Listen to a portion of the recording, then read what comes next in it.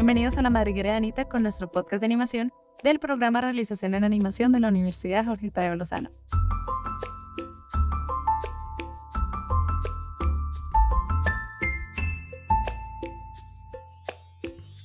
Desde el área de Anita, hoy tenemos como invitado a Diego Felipe Guzmán, quien nos hablará de la dirección de animación. Hola Diego, ¿cómo estás? Hola a todos, muchas gracias por invitarme. Diego, algo que nos parece súper importante es, desde tu punto de vista y de tu experiencia, que sabemos que tienes experiencia dirigiendo largometrajes completos, haciendo también la parte de dirección de animación, como ilustrador, como artista plástico, director del largometraje La Otra Forma, al que los estudiantes de animación han tenido cercanía. ¿Nos podrías explicar qué es la dirección de animación? Y además de esto, ¿nos podrías despejar un poco la duda de cuál es la diferencia entre dirigir y animar? Claro, pues digamos que si lo vemos así académicamente, la dirección de animación es prácticamente encargarse de todo lo que tiene que ver con animación en el largometraje. Es decir, animación de personajes, animación de los objetos, animación de fondos como tal. Personalmente yo lo veo de una manera yo lo veo como un macrocosmos y un microcosmos. ¿Listo? Entonces el director es el que se encarga de ese macrocosmos, que tiene que estar viendo si la música, si el sonido, si los backgrounds, si la animación misma está funcionando en conjunto. Y el animador, la persona que está haciendo animación, es el que se encarga un poco del microcosmos, de la minucia, a ver si el mechoncito si rebotó bien cuando el personaje saltó y ese tipo de cosas. Entonces, para mí, el director de animación es justamente el que está jugando en esos dos campos. Es un poco como el intermediario, quien tiene que estar pendiente pues de toda la minucia del detalle del movimiento, pero al mismo tiempo tiene que alejarse y tener la visión general de que al juntar todas esas animaciones tengan pues un sentido y estén funcionando bien. Diego, todos sabemos y escuchamos frecuentemente que la preproducción es una de las etapas más importantes de una realización en animación. Si eso es así, y sentados en esta idea de la dirección de animación, ¿cuáles son esas labores previas a dirigir? Bien, pues yo creo que, según lo que dices, yo creo que lo primero es definir el estilo.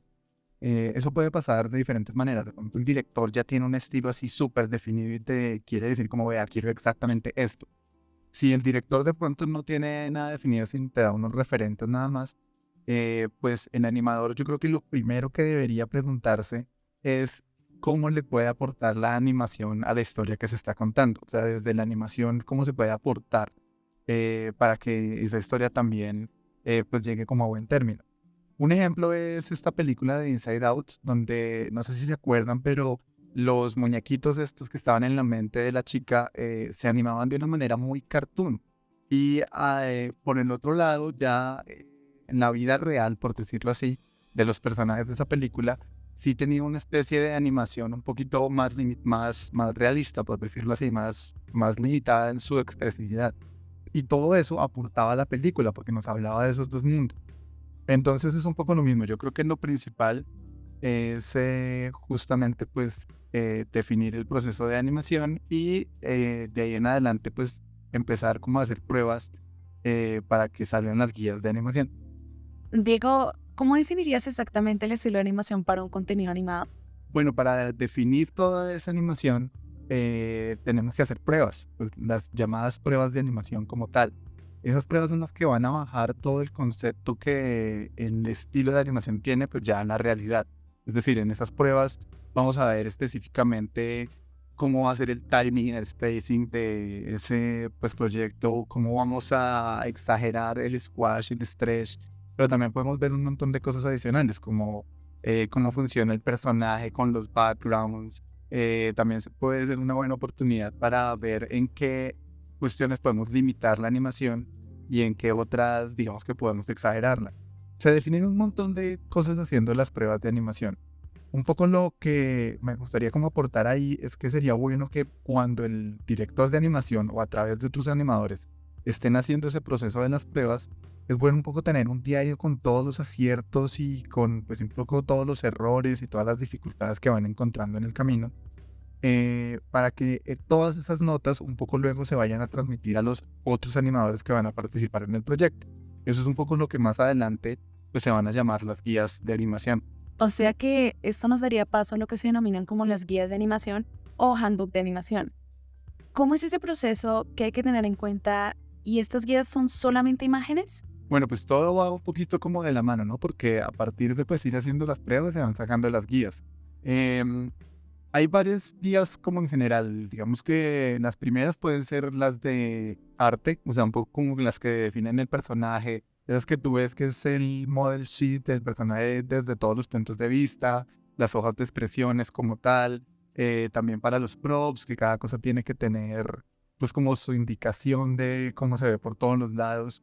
Nosotros incluso hicimos un modelo en 3D del personaje como para también darle más claridad a los animadores, pero también hay otro tipo de guías. Hay otras guías que incluso pueden ser también videos animados, como takes de expresión para que los animadores que entren al proyecto vean cómo tiene que reaccionar el personaje, qué tanto se estira, cómo es el timing, cómo es más o menos, pues se maneja toda la cuestión de animación ahí. Es un poco lo que se llamaría el handbook de animación. Y también hay otras guías que son guías ya de proceso específico, un poco más técnicas, que son cómo es la línea del clean, cómo es la línea para hacer sombra, qué colores se van a manejar para definir qué es sombra y qué es luz, etcétera. Listo, Diego. Arrancamos producción. Y tengo unas cuantas dudas.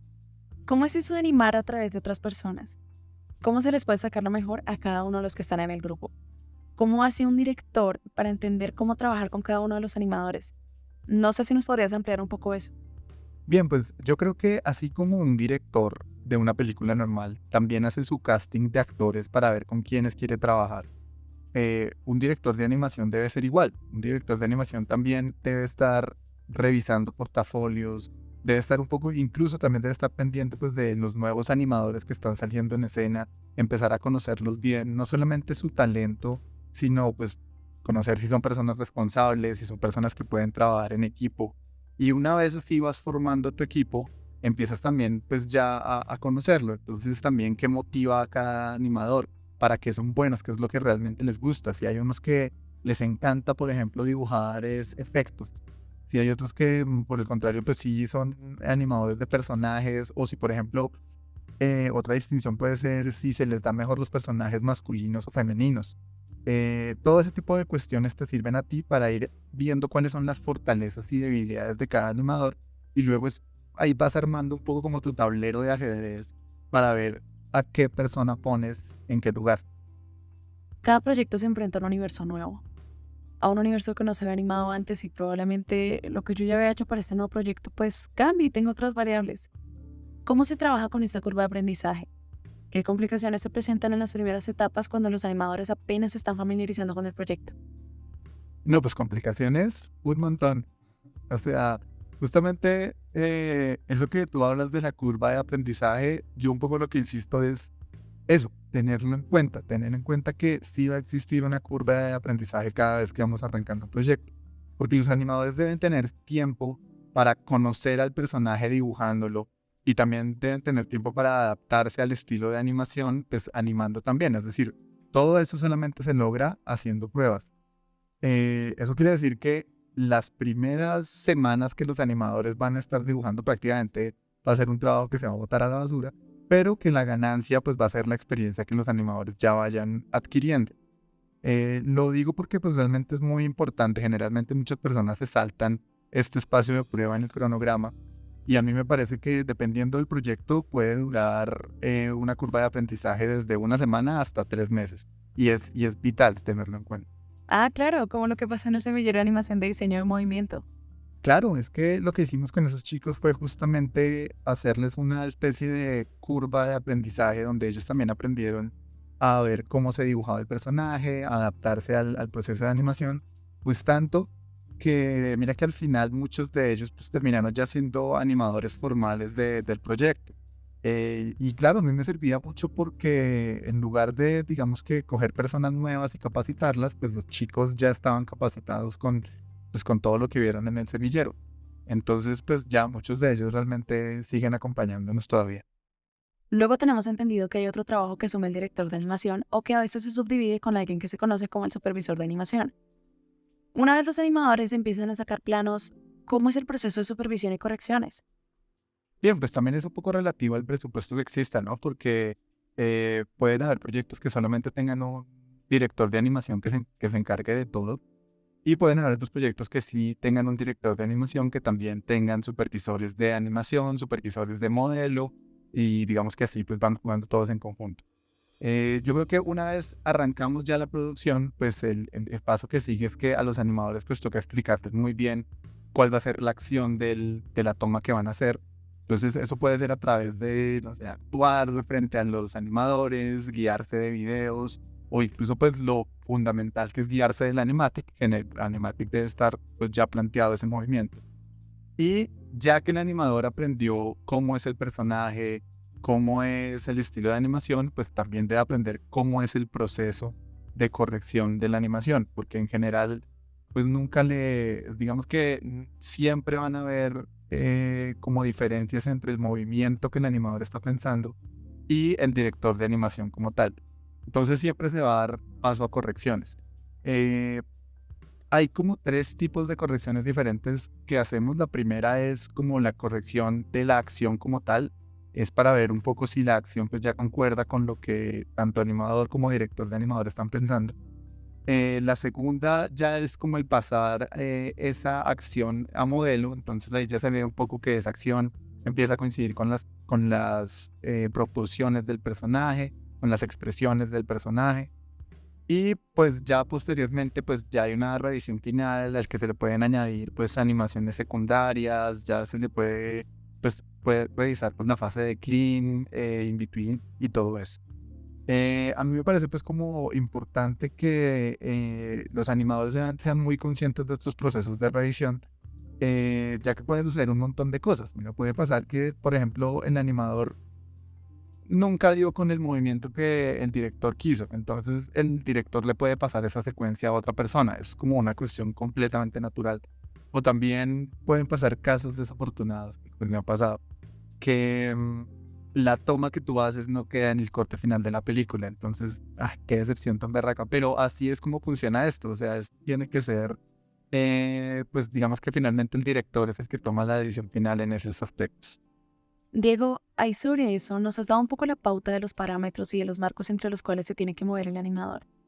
Pero, así como hay unas restricciones, unas guías y unas pautas que se deben seguir, ¿hasta dónde se les da la libertad? ¿Qué tanta libertad tiene el animador al momento de proponer el movimiento?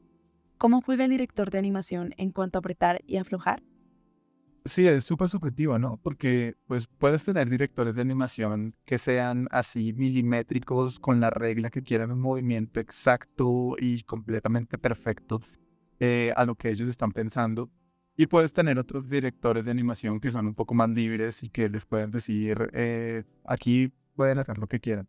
También depende un poco del proyecto. Si es un proyecto muy experimental, generalmente el animador tiene pues mucho más espacio para improvisar. Yo creo que en general es una mediación. Casi todos los proyectos de animación tienen planos donde los animadores necesitan ciertos movimientos estrictos, y también al mismo tiempo luego hay otros planos donde los animadores se pueden dar, pues como por decirlo así, se pueden dar garra, mejor dicho. O sea, como que uno ya le puede decir al animador, mira, este es el plano donde puedes botar toda tu energía y, mejor dicho, disfrutártelo y gozártelo con toda. Pero sigue siendo como una mediación. A mí me pasaba mucho que, por ejemplo, los animadores que arrancaban tenían como esas ganas de demostrar pues, que ellos sabían animar y querían animar mucho. Y entonces les ponía un plano que era, por ejemplo, girar la cabeza a la derecha. Y ellos hacían todo un movimiento espectacular de un personaje girando la cabeza a la derecha, cuando yo realmente necesitaba era que la girara normalito y ya. Entonces, al poner todas las escenas en conjunto, claro, había un plano que irrumpía un poco el ritmo. Entonces, es por eso, digamos, que digo que es una mediación. A veces se puede, a veces no se puede. Ahí vamos como viéndolo a medida que pasa el proyecto y a medida que también vas conociendo a tu animador. Para cerrar, ¿cómo diablos hiciste para no enloquecer en el intento? Bueno, pues la posibilidad de enloquecer existe, eso no lo voy a negar. Pero digamos que hay varios truquitos como para mantener un poco como el ánimo y no enloquecer en el intento. El principal a mí me parece que es, pues obviamente tenerle mucho amor al proyecto y empezar a encontrar gente que también empiece a compartir ese amor al proyecto. Yo creo que este es un medio que que se mueve muchísimo más como por la motivación artística. La motivación económica es muy importante, pero yo creo que en principio es la motivación artística. Aquí las personas se meten a un proyecto es porque les gusta hacerlo. Y cuando empiezas a encontrar esas personas que, digamos que también empiezan a darle pues como amor al proyecto, se vuelve algo muy chévere, porque pues ya es un grupo de personas que empiezan a intentar sacar un proyecto adelante porque a todos les parece muy chévere y eso es súper motivante. Esto también genera pues buenos ambientes de trabajo y pues genera un fin y una responsabilidad pues muy bacana. Hay otras cuestiones que son muy importantes y es pues, suena como obvio, pero a veces no pasa y es como tener en cuenta que los animadores pues son seres humanos y no son máquinas, ¿no? O sea, es decir, a los animadores les puede pasar de todo, se pueden deprimir, los puede dejar la novia y pues todos esos son factores que hay que tener en cuenta porque un animador que está desmotivado es muy probable, o sea, se nota que el plano que está animando algo le pasó porque está desmotivado, entonces también como que se nota en la animación. Entonces siempre es bueno pues estar motivando al grupo de trabajo. Yo creo que una de las funciones del director de animación también es mantener un poco motivado a todas las personas. Y eso también se puede lograr a través de muchas cosas. O sea, el hecho de reconocerle cuando una animación en serio le quedó muy bien y pues es algo como que se esperaba. O por ejemplo la típica de que el animador siempre quiere ver el plano que animó ya terminado. O sea, cuando ya está coloreado, con efectos y todo, eso es algo que le llama muchísimo la atención a él. Entonces pues son como varias tácticas porque en un proceso de hacer un largometraje, que es un proceso que toma 3 años, un proceso tan largo, pues obviamente mantener la motivación es algo muy difícil, pero pues igual se debe hacer. De verdad, muchísimas gracias por compartirnos esas experiencias. Siento que personalmente, tanto yo como las personas que están escuchando, aprendimos mucho sobre la dirección de animación y los retos que conllevan la misma. Bueno, pues gracias a ustedes. Justamente quiero aclarar que esas experiencias de las que tú hablas no son como unos conocimientos que uno tenía pues como al principio y ya, ¿no? Todo esto digamos que se fue aprendiendo en la medida en que se fueron desarrollando pues los proyectos.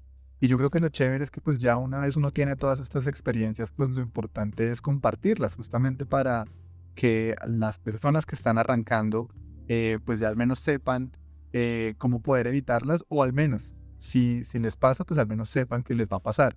Entonces me parece pues muy bacano que me hayas dado la oportunidad de compartir estos conocimientos, sobre todo para esos chicos que pues son los que se van a graduar, ya la van a reventar, mejor dicho, con la animación colombiana, para que tengan pues en cuenta pues todos estos consejitos. Listo, Diego, eso sería todo por esta sesión. Nuevamente, muchas gracias por estar aquí con nosotros. Y nada, chicos, eso sería todo en La Madriguera de Anita, nuestro podcast de animación. No olviden seguirnos en nuestras redes sociales, Instagram y Facebook, como Anita Utadeo. Y si tienen alguna otra pregunta, háganoslo saber en nuestras redes sociales. Hasta la próxima, animadores.